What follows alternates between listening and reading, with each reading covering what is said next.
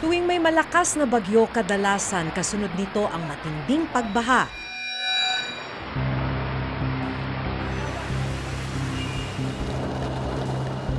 Pero ngayon, kahit sa ilang minuto lang na pag-ulan, may mga lugar sa bansa ang lumulubog na sa baha. Nitong nakaraang linggo, matapos ang mahigit kalahating oras ng pag-ulan, nagmistulang ilog ang ilalim ng Balintawak Underpass sa Quezon City. Sa taas ng tubig, wala nang makadaang sasakyan. Ang isang motorista, binuhat na lang ang motor, makatawid lang. Sa larawang ito na nakunan sa Barangay Butocan, Quezon City, halos bubong na lang ng isang kotse ang makikita. Oh my goodness! Hindi na rin nadaanan ang bahaging ito ng Centuries sa Quezon City dahil sa taas ng tubig. Sa bahaging ito naman ng 4th Avenue sa Caloocan City, kitang-kita kung paano inanod ng tubig baha ang mga barikada. Sa mga nakalap naman naming CCTV footage mula sa MMDA, makikita ang pagtaas ng tubig sa ilang kalsada sa loob lang ng 30 minuto. Gaya na lang ng nakuna ng video sa Araneta Avenue sa Quezon City. Unti-unti ang pagtaas ng baha na nagpabigat sa daloy ng trapiko. Ganito rin ang naging sitwasyon sa bahaging ito ng Espanya sa Maynila. Alas 6 ng gabi, makikitang nagsimula ng bumuhos ang ulan. Matapos ang mahigit 30 minuto, umiwas na ang ilang mga sasakyan sa tubig bahang naipon sa isang bahagi ng kalsada. Makikita rin ang pag-iwas ng mga sasakyan sa umaapaw na baha sa bahaging ito ng EDSA sa may Camp Aguinaldo. Sa bayan naman ng San Simon sa Pampanga, matapos ang pag-ulan, gumuho ang isang ginagawang flood control project.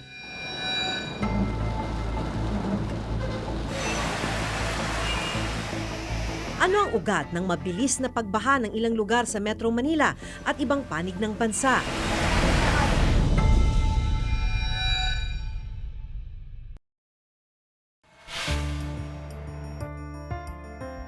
Sa buong Central Luzon, ang lalawigan ng Pampanga ang itinuturing na catchment basin ng tubig baha.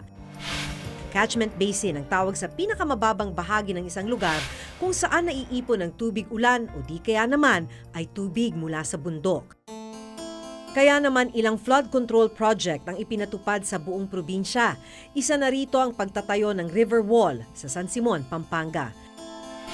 Ang problema, hindi pa man natatapos at 2 araw bago ang nakadeklarang completion date nito. Gumuho na ang proyekto. May nag-post sa social media tungkol sa isang gumuhong flood control project sa San Simon, Pampanga noong June 19. Ito yung kanyang social media post. Kaya nandito tayo sa San Simon, Pampanga ngayon para kumustahin itong proyektong to. Ito nga yung karatula nung flood control project. At nakalagay dito sa detalye, yung contract cost nasa mahigit 140 million pesos. Na dapat, kung nasunod yung kanilang timetable, dapat natapos yung proyekto noong June 21 nitong taon. 300 meters ang kabuuang haba ng concrete river wall, 95 meters naman ang haba ng gumuhong bahagi. Ang lakas ng dagundong sa barangay, narinig pagitan ng 2 to 3 o'clock po ng madaling araw nangyari ito. Yung mga dumadaan na mamamalengke, yun narinig. Ang river wall ang pipigil sana sa erosion o pagguho ng lupa sa gilid ng Pampanga River. Unti-unti raw kasing kinakain ng tubig ang lupa, lalo na tuwing malakas ang agos nito. Ito rin ang magsisilbing harang para hindi umapaw ang tubig sa ilog tuwing malakas ang ulan. Inaprubahan ng DPWH ang pagpapagawa sa riprap na ito dahil inuubos na ng tubig yung kalsada. Maliban dyan, solusyon na rin sa pagbaha dito sa bayan ng San Simon dahil sa bawat pagkakataon na lang na tumataas ang tubig ng ilog, nalulubog sa baha ang ilang barangay sa bayan na ito. Sa videong ito na kinunan noong taong 2016 sa parehong lugar sa San Simon, Pampanga, makikitang mistulang dagat na ang halos buong lugar. Siyempre po, minimiti namin at inaasahan na namin na matapos na ito. Dahil unang-una, gaganda yung kalsada namin. Tapos magkaka-slope protection siya. Hindi na siya matitibag ulit. Ano yung epekto ng pagkawala ng riprap? Makaka-delay pa sa inaasam namin gaganda yung kalsada namin.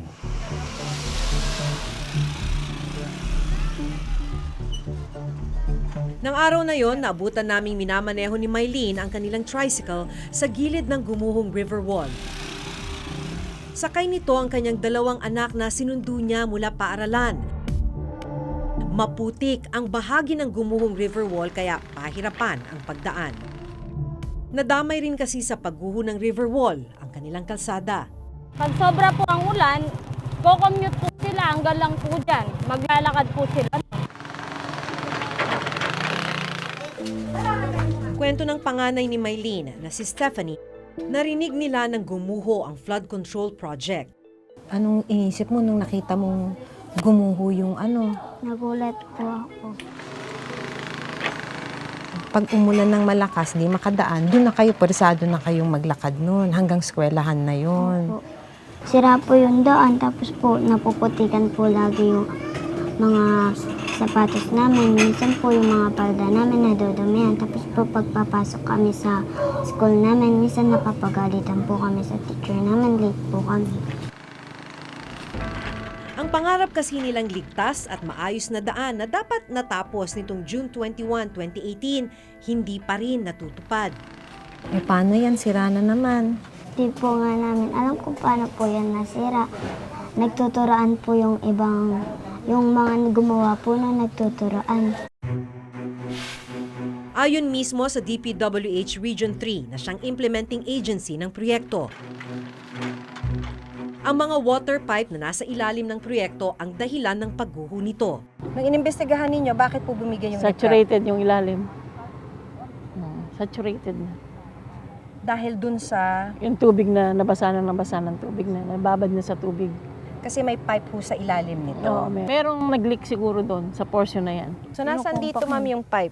Dito sa may tapat na yan, nakatabo na yan. Hindi ko naman, pinutol nila kasi, pinutol nila kasi nang makita namin. Pinaputol agad ng contractor kasi we surprised na bakit nagkaroon ng tagas yung DK. Nagkaroon ho ba ng kapabayaan dito? Wala naman akong alam na kapabayan dahil tiga-apalit lang ako araw-araw dumadaan ako dito. Oh, pero nagkaroon ho ba ng maling paggawa? Wala Kaya naman akong dito nakita. bumigay. Wala naman akong nakita. Ayon sa isang structural engineer na aming nakausap, umpisa pa lang ng proyekto, dapat tiniyak na ng contractor at ng DPWH na walang obstruction sa paggawa ng flood control project. The plans must be properly reviewed by the contractor or by the original structural engineer to make sure that after spending again that big amount, ma-eliminate na yung risk that the same problem will happen again. Yun ang isang parang nagtataka din ako, yung for 90-meter stretch over a 300-meter length of work, parang napakalaki ng epekto ng walawa sa waterline. Maybe 10 meters or less can be a factor, but not for the stretch of 90 meters, which is about 1/3 of the whole project. No? Iginiit ng DPWH Region 3 na sapat ang pag-aaral na ginawa ng ahensya at ng kontraktor bago sinimulan ang proyekto. Naging pabaya po ba yung contractor? Hindi naman sila naging pabaya. If they follow our instruction and they follow the specifications based on the plan. Yung kanila kasing pipe, nakagilid na rito sa diki namin. We don't notice talaga. Kung meron talaga, ipalilipat namin. Kano na po Mayroon. nabayad sa contractor? 60%. 60% po ng 99 140 million Oo. pesos Oo. ay naibayad na sa Oo. contractor. Ang mga kumpanyang Third Star Builders at DL Cervantes Construction ang mga kontraktor ng proyektong ito. Sinubukan namin silang kunan ng pahayag para malaman sana kung bakit gumuho ang river wall sa gitna ng paggawa nito. Pero sinabi ng tagapagsalita ng mga kumpanya na nagsumite na sila ng report sa DPWH Region 3 tungkol sa nangyaring pagguho. Siniguro naman daw ng DPWH Region 3 na ang mga kontraktor ang sasagot sa gastos sa pag-aayos ng nasirang flood control project. They will construct at their own expense. Wala kaming ibibigay kahit 5 sa kanila. Ibig sabihin ho ito, hindi na kailangan ng dagdag na budget. Hindi. Gaano daw po katagal bago daw matapos yung repair? 1 to 2 months yan. Minsan na rin naming binisita ang isa pang river wall sa Mandulog River sa Iligan City sa Mindanao. DPWH Region 10 ang ahensyang nagpatupad ng proyekto simula pa noong taong 2015, panahon ng dating administrasyon. Ayon sa completion report mula sa DPWH, hinati sa 9 na bahagi o phases ang paggawa ng flood control dike. 1 bilyong piso ang pondo para sa pagpapagawa ng mga riprap na ito sa Mandulog River. Kailangan ng mga riprap para hindi na umapaw yung tubig mula sa ilog. Pero ang flood control dike mukhang bungi-bungi o putol-putol kung titignan sa aerial footage na ito. Yung completion po ng project na yan is more or less nasa 70% po tayo. So yung remaining po na 30%, yun po yung mga problema po natin sa road right of way na mininegotiate pa po natin hanggang ngayon. Di po kasi nagko-cooperate yung iba. Tapos yung iba rin, hindi pa po kumpleto yung mga documents, kaya matagal po talaga nating masisettle yung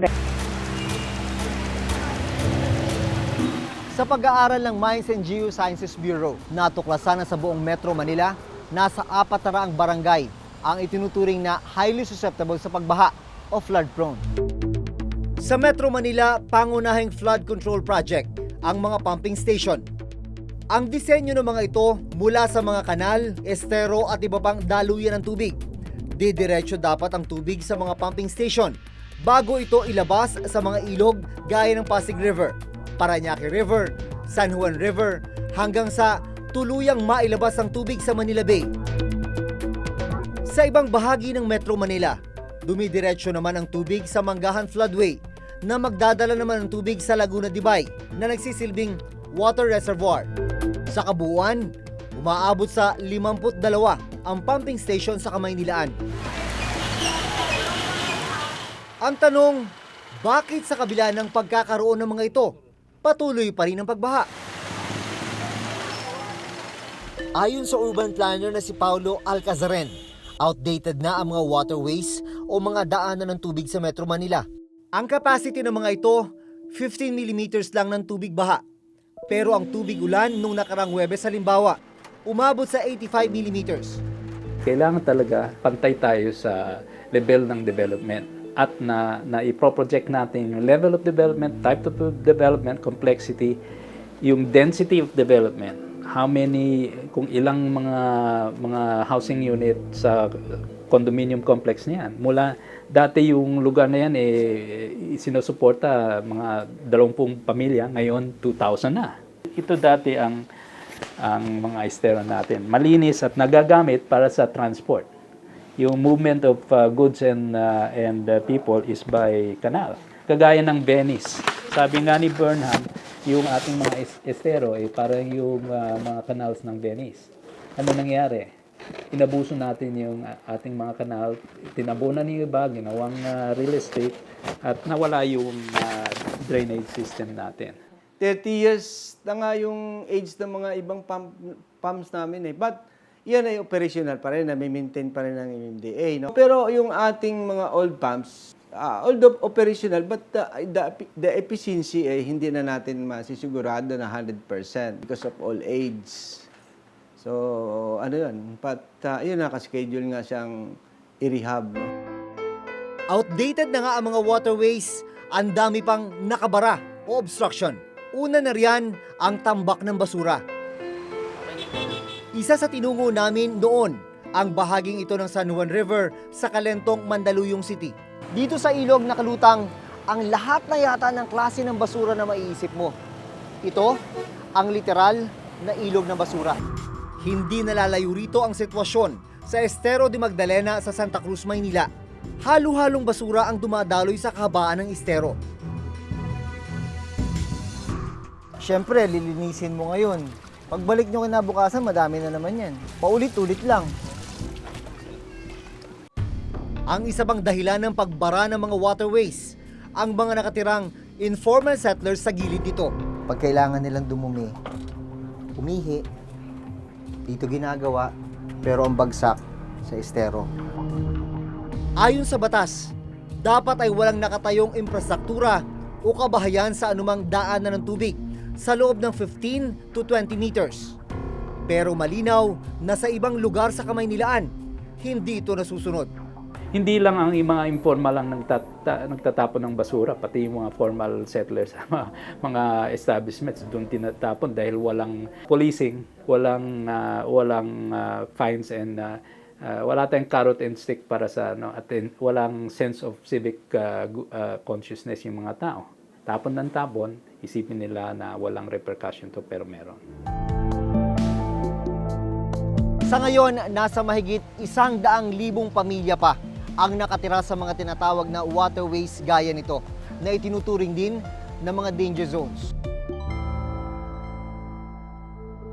Pagdating sa mga pumping station, gaya ng narito sa Pasay, Navotas at Maynila, problema pa rin ang tambak ng basura. Kaya halos hindi na rin gumagalaw ang daloy ng tubig. Kasi yung informal settlers natin nakatayo mismo on water eh. Hindi naman doon lang sa easement eh. Aside from that, yung kanilang waste, yung solid waste, ay directly din, indiscriminately din dinadump doon sa creek mismo. Bukod sa mga pumping station, isa sa pinakamalaking flood control project sa Metro Manila, ang Blumentritt Flood Interceptor Project. Isa itong catchment area na sasalo dapat sa tubig baha sa Quezon City at Maynila. Pero hanggang ngayon, hindi pa rin ito natatapos. Ang mas malala, sa pagbuhos ng ulan nung nakarang Huwebes, karamihan sa mga lumbog ay sa Quezon City at Maynila.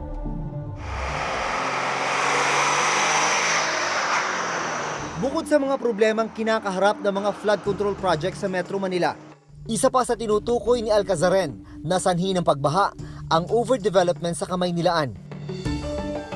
So yung supply, drainage, power, kailangan i-proportion sa intensity of development. Yan yung pagkukulang. So yung mga local authorities, gusto nila na mas intensive yung development dahil yan yung sign of improvement sa kanilang mga lungsod. Pero may katumbas o may kailangan na infrastructure na magsusupport niyang. At kung dito lang i-improve sa loob ng development, itatapon lang yung problema sa surrounding development. That's why kailangan yung coordination with adjoining LGUs and with the region. Pero pumapasok yung tubig. Isa sa mga suhestyon ni Alcazaren, ang paggamit ng tinatawag na purview cement para sa mga kalsada sa Metro Manila. So, lahat ng tubig na yan pwedeng pumasok sa cistern o pwede pumasok sa gravel bed.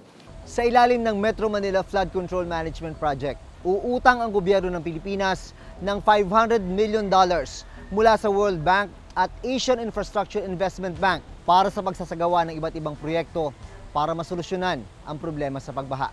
Gaya ng pagtatayo ng dam sa Upper Marikina River Catchment Area, improvement of urban drainage, modernization of Metro Manila pumping stations, at improvement of flood forecasting. Lahat po ng mga proyekto o programa na i-implement namin sa Metro Manila ay palinsunod doon sa Flood Management Master Plan of Metro Manila. Ang purpose po ng project na to ay to modernize drainage areas doon sa mga priority flood-prone areas of Metro Manila. Sa inilabas na report ng Commission on Audit para sa MMDA noong nakarang taon, mula 2014 hanggang 2016, umabot sa halos 800 million pesos ang kabuang project cost ng mga flood control at sewerage projects sa buong National Capital Region. At mula taong 2014 hanggang 2016, umabot sa 168 million pesos ang halaga ng mga flood control project na hindi natapos within specific contract time at required completion date. Sa dami ng flood-prone area sa bansa, milyong piso rin ang ginagastos para sa pagtatayo ng mga flood control project. Ang problema, sa ilang pagkakataon, hindi nagiging epektibo ang mga proyekto. O di kaya naman nasisira, hindi pa man napakikinabangan. Hanggang sa susunod na Huwebes, ako si Maki Pulido. Ako si Jun Veneracion at ito ang nakatala sa aming Reporter's Notebook.